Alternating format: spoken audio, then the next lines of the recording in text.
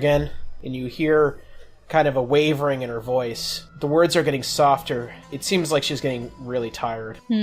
Emberin considers, is there anything I can do? Because I don't obviously want to break the magical procession, if it were. Mm-hmm. But if she's wavering and she just needs a goddamn glass of water, is there something I can do? I don't know.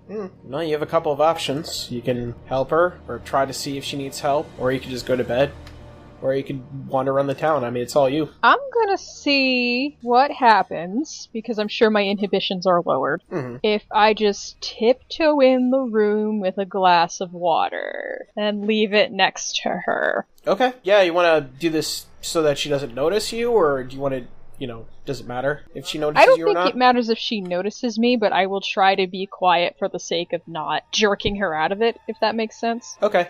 Roll me a stealth check. Stealth check. 24. Alright. So, Emberin, you tiptoe, quiet as a church mouse, into the room. You kind of hear, like, they're words that you don't understand. And they sound like they have some import and meaning, but it's out of your depth. And she's waving her hands. There's, like, golden rays, kind of like orbs of light coming from her palms and radiating down her forearms, and she's kind of placing them at various positions on the guy's face. Not face, back of the head, because she left him kind of prone in a fetal position. And she's kind of like tracing it around the contour of his body as she's saying these words over and over again. For sure. She doesn't notice you as you enter. Yep.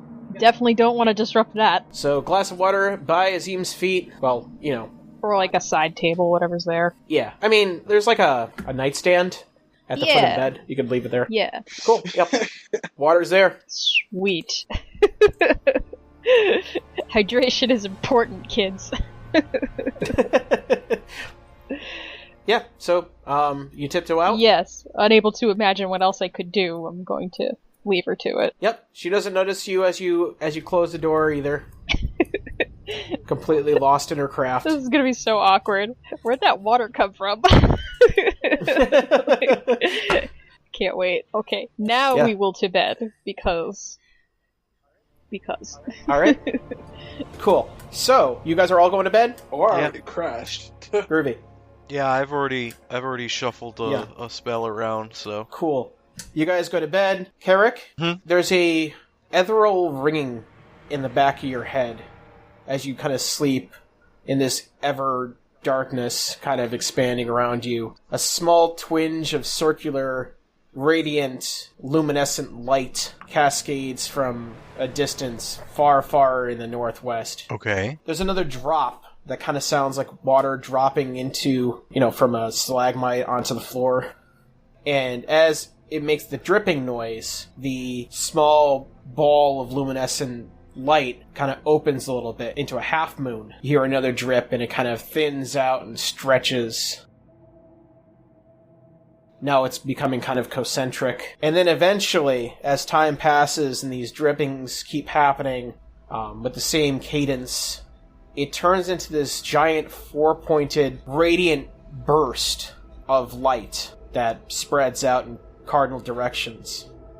And you're staring at this four-pointed thing that's way over your head, bright, shining, and radiant. What do I make of this? I don't know, that's on you, buddy. I guess my question is more like, this doesn't seem like a normal dream. You can take it, you can interpret it for how it is, but if you want to discern more meaning from it, you can do an Arcana check. Yeah. 13, middle of the road. If it is some sort of magic, it'd probably be divination magic. Yeah. But you're not exactly sure for what purpose this would be. If this is like an oracle, if this is something else entirely, you're not sure. I have to imagine, as a trained college mage, we've probably all been encouraged not to try casting spells in our sleep. Yeah. So I guess I'm just gonna, wait and keep an eye on it. I'm getting a sense you said that this is... It's kind of urging in, a northeastern, or, originating in a northeastern direction? Northwestern direction. But, if you turn to face it, it'll be, kind of just over your head. Okay.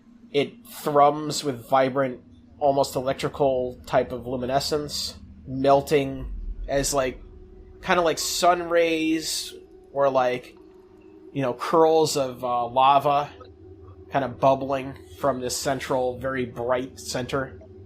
I'm gonna put a hand near it. Is there, like, heat radiating from it? You feel like you're burning, but you're not burning up. Interesting. Does that make sense? Yeah. I picture a toaster. Could I, like, make an insight check to see if I can figure out if it's, like, trying to tell me something? Yeah. Nope. If it is trying to tell you something, it is very arcane indeed. It thrums and vibrates to your touch, and it kind of feels like you have two magnets pushing at each other, but they have the same polarity, so they're kind of pushing away from each other. I'm gonna try and, like, move about the space that I'm in. Like, can I move around this thing? As you move, rays of similar, except dimmer light, kind of cascade from your footsteps. It's kind of like you're standing in a giant body of water, but it's really shallow. So, like, you step down and you're sending water waves everywhere. Is this thing on the ground, or is it eye level for me? No, it's above you. You're like a star. Yeah. And, well, I've been able to touch it, so if I move towards it, it doesn't move away or anything, right? Nope. But the closer you get to it, the more your body vibrates and the more burning you feel, and the more of that reverse polarity magnet versus magnet situation you have going on. So, I'm going to try and use a little bit of dream logic here. Okay. I'm going to reach into my pocket and pull out the textbook that my father wrote on theoretical magic. Okay. Yeah. And being a dream, I'm going to open the book at random and assume that it's on the page that I need to give me some insight on this. Roll me an insight and let's find out if that's in fact the case. Basically, Carric is trying to access his subconscious for whatever bullshit he missed on bad rolls. Oh, look at that. Same exact number. Oh, wow. Looks like I'm not meant to figure this out. So you look at the book, but the book kind of swirls from the common the high formal common that you were taught to read, and it turns into like these like hieroglyphs, like these pictographs that kind of swirl as if it's like rounding a drain, and they kind of spiral out of control on the page. The more you try to read it, it begins to hurt your head.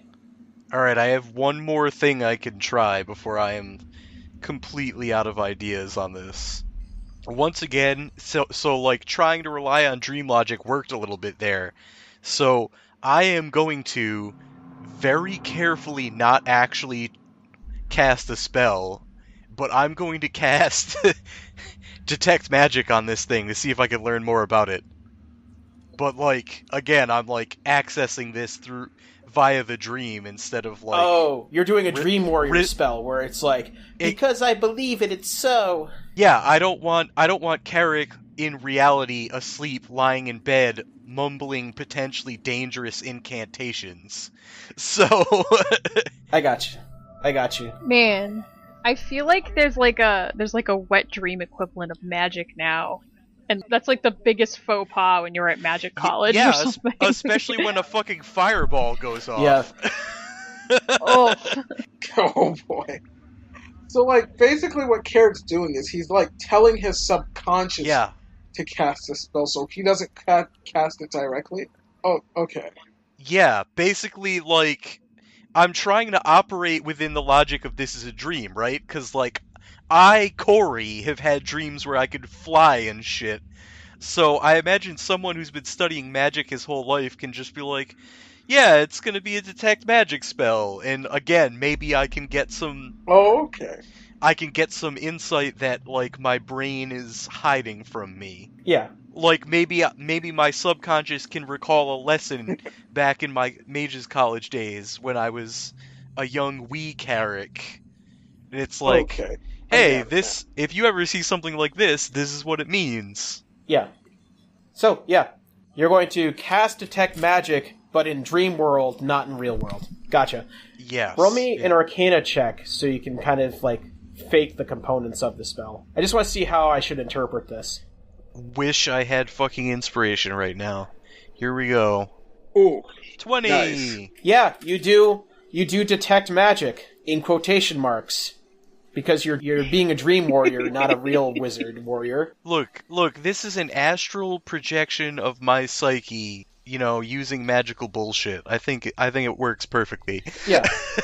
Yeah. So you do it, yeah. I mean, just like you would do when you are awake, as natural as snapping your fingers, you detect magic, and boy, that thing is magic. Yeah, but I'm not worried about the initial reveal. I'm worried about the actual concentration effect of the spell, where I can actually learn more about it over time. Sure. So, yeah, it can tell me specifically what the school is. Yep. And I can probably get a general idea of, vaguely, is this a strong magical effect or a weak magical effect?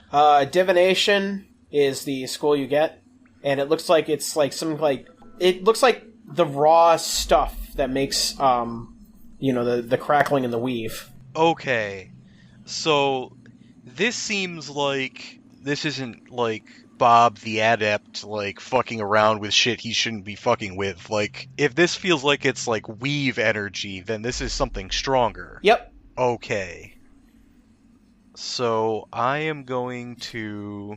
So you said this is a 4-point star, almost like a compass rose kind of idea? Yeah, it's like a hollowed-out compass rose. That's the shape of this entity that Carric is feeling? Basically, yeah, that's basically what the gist of the shape is. Anything else you need to know? I am not going to, being an inherently cautious person, I am not going to try and, make contact with the entity projecting this until I have more information. Okay. So, that's it. I think at this point, Carric's just gonna try and draw his protective magics about himself, and try and, return to a normal dream state. Okay. So as you do that, it begins to kind of whisper something in the back of your head. Not really the back of your head. It's kind of it sounds like an echoing that's happening around you. It musters this weird, kind of soothing voice that's kind of sing-songy. And it says something in what languages do you know? Common, Elven, Undercommon, and Draconic. Ah, okay. Maybe Draconic? Ah, yes. The soothing, dulcet tones of Draconic. I mean, it's a Saturday night for you. What is Draconic but the parlance of the wizards? It says, in a rumbly tone, "These Seaweg." Does that mean anything to me? Am I gonna have to roll more dice on this? I mean, it seems like it's in a language that you kind of sort of piece together with your Draconic. That's kind of what you got from it, because the syntax sounded similar, so you kind of were like, okay. That's how your brain translated it. Okay. Do you say anything in response? No, I'm not going to. I'm just going to, again, I'm still trying to not draw cosmic attention to myself any more than I already have. As you leave, you hear one last word reverberating around you. Soltaire. And yeah, you're back into normal dream space. You're dreaming about whatever wacky stuff you'd like to dream about. Thank you all for listening, and special thanks to Toys and Things in Danvers, Massachusetts. Credit and thanks to our logo designer, Sierra Toison. And also, if you guys enjoy what you hear here, please give us a follow on Twitter at Lords Broken. Thank you.